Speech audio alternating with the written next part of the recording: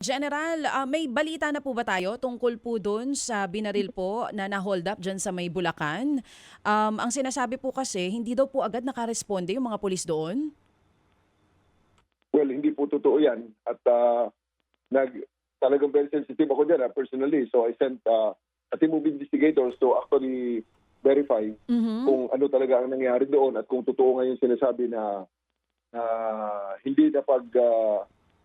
hindi nagresponde ang ating mga pulis. Pero ang totoo po niyan, within 5 minutes, nakarating ang mga pulis natin doon after that we received the report. And ang iba pang mga witnesses at ang pamilya actually mismo ay nakita naman na talagang nagpupursige ating mga kapulisan para sa solusyon ng kaso na ito. Oo, kasi General, yun pong statement na yun galing dun sa pamilya nitong biktima. So kayo po, you're saying walang katotohanan po sa balitang yun. On time dumating ang mga pulis.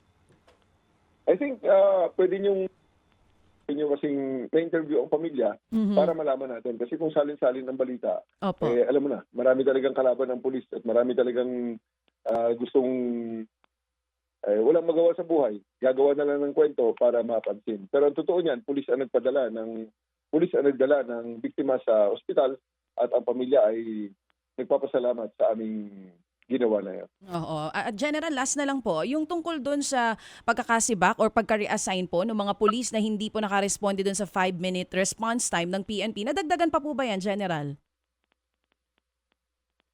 Sa after nung 8, meron tayong 2 provincial director na nabisita ko sa Visayas, sa Western Visayas, Central Visayas at saka sa NIR, yung Negros Island Region. May 2 tayong pina-open ang posisyon para sa application, papalitan natin ng provincial director doon. Sa ngayon, ikutuloy ako para naman another audit on the compliance of our personnel, especially the commanders, on our policies on 5-minute police dispatch. Opo. Dito po sa 10 na nauna po, no, na parang nabigyan ng sample ninyo po, base sa nakikita nyo, anong nagiging problema? Ba't hindi agad sila nakakatugon? Is it manpower? May kakulangan po ba sa patrol cars? Paano po? Anong dahilan po nila? Hindi po hindi ako magre-relieve ng tao kung ang kakulangan ay organizational. Kasi babalik sa akin yan eh. Kung sasabihin ng kulang ang patrol car, kulang ang radyo, kulang ang kanilang tauhan, hindi ko po sila i-relieve. Isa lang po talaga, personal ko po na witness kasi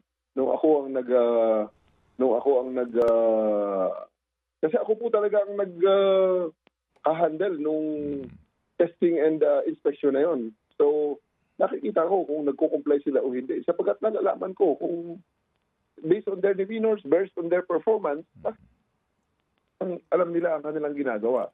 And that is kasi 3 weeks na ang naibigay kong palugit sa kanila to shape up.